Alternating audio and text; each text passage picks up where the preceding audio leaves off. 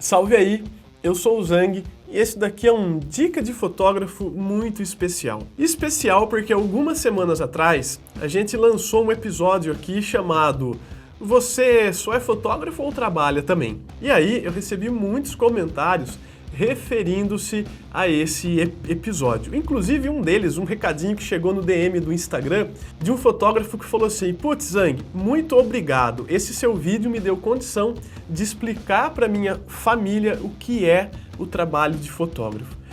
Claro, eu fiquei muito feliz com isso, mas também isso me despertou uma série de pensamentos que culminaram nesse episódio que a gente vai ver hoje. A gente vai falar sobre constância. Essa constância, ela pode significar que eu estou em constante aprendizado, porque ao longo do tempo eu repito ações de me informar, de estudar e de aprender coisas novas. Mas, por outro lado, existem pessoas que estão constantemente paradas. Elas o tempo todo estão paradas no mesmo ponto, sem sair do lugar, sem conseguir crescer, sem conseguir almejar alguma coisa além do que aquilo que está acontecendo. Bom, o mundo vira, a fila anda, e se você está parado, você pode estar correndo um grande risco. Porque se você está parado, outras pessoas mais novas, com um pouco mais de vontade, com um pouco mais de ânimo, aquele ânimo inicial, essas pessoas elas podem te passar em quesitos técnicos, te passar em atendimento, elas podem escrever melhor do que você nas redes sociais, elas podem, por exemplo, ter um curso de inglês onde elas vão buscar informações sobre fotografia em canais, em conteúdos internacionais. Então é muito importante a gente começar a pensar em aprendizado constante. Fotógrafos iniciantes, fotógrafos intermediários e avançados precisam estudar. Eu tô falando aqui com vocês, mas eu só consigo ter conteúdo novo toda semana se eu paro um pouco para estudar fotografia. E aí, o que significa estudar fotografia? Você sabe? Eu imaginei que estudar fotografia era o triângulo de exposição. Era eu saber ajustar o ISO, o diafragma e o tempo de exposição a ponto de obter uma fotografia com a exposição perfeita. Mas não é só isso. Por exemplo, eu posso querer fazer uma fotografia high-key. Você sabe o que é uma fotografia high-key?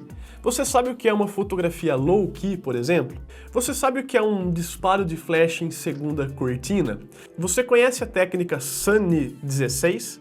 Você já ouviu falar em Expose to the Right? Enfim, são alguns nomes complicados para técnicas simples. Mas fotografia não é só isso.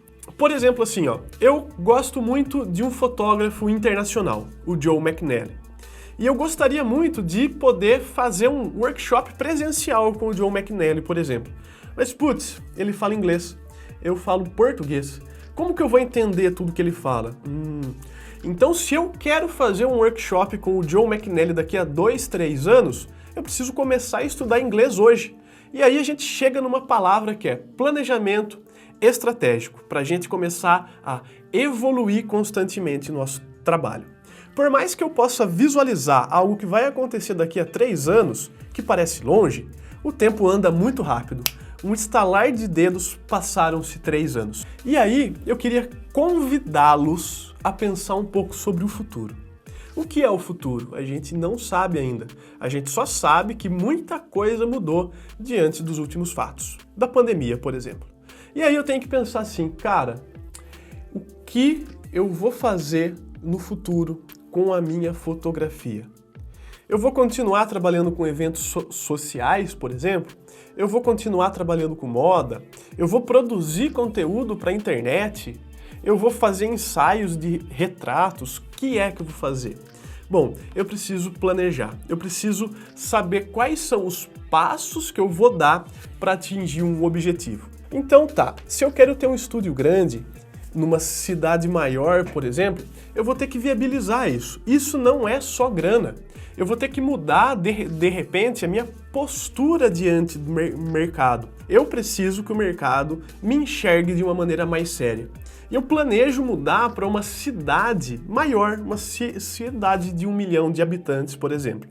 Eu estou numa cidade de 70 mil. Então, eu posso usar a cidade de 70 mil habitantes como um laboratório. Eu posso começar aqui, por exemplo, a implantar um método de trabalho que eu pretendo usar quando eu sair de uma cidade de 70 mil habitantes e ir morar numa cidade de 1 milhão de habitantes. Então, tudo que eu vou fazer daqui a 1 ano, a 2 anos, a 3 anos, eu tenho que calcular os passos, eu tenho que visualizar meu caminho. Eu não posso abrir a porta de um quarto, esse quarto está escuro e eu achar que eu vou me dar bem, porque ele pode não ter chão, eu posso cair num buraco sem fim. Então, eu tenho que ir lá, abrir a porta, acender a luz e olhar onde eu estou pisando. E aí, para eu alcançar esse estúdio maior, eu vou precisar de um faturamento mensal maior.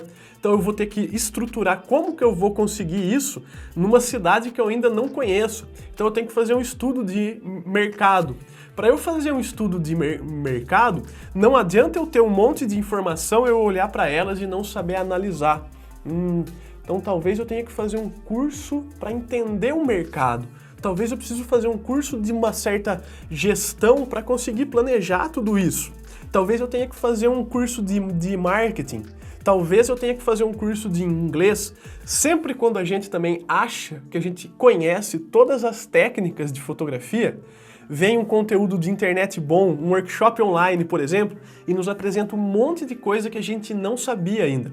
Aí bate a ansiedade, né? Você fica daquele jeito, putz, eu tenho que estudar gestão básica para não quebrar, eu tenho que estudar iluminação agora que eu descobri que existe um monte de coisa que eu não sei ainda, que eu posso melhorar meu trabalho, o que eu vou fazer? Então, você vai dosar o que você vai estudar. Você não precisa pensar que você tem que descobrir tudo agora, assim, ó. Você pode estabelecer metas. Se eu quero um estúdio maior, eu tenho que começar a planejar melhor ele. E aí? Eu vou ter um estúdio grande, um estúdio que é legal. Eu vou precisar que as pessoas conheçam ele, então eu vou ter que fazer um vídeo institucional, por exemplo, ou eu vou fazer uma exposição dos meus trabalhos, abrir o meu estúdio para as pessoas entrarem lá e conhecer o meu estúdio e o meu trampo, por exemplo. E tudo isso eu sei que não dá para fazer em 1 ano. Eu vou ter que fazer isso em 2 anos, em 3 anos. Eu vou ter que fazer isso em muito tempo.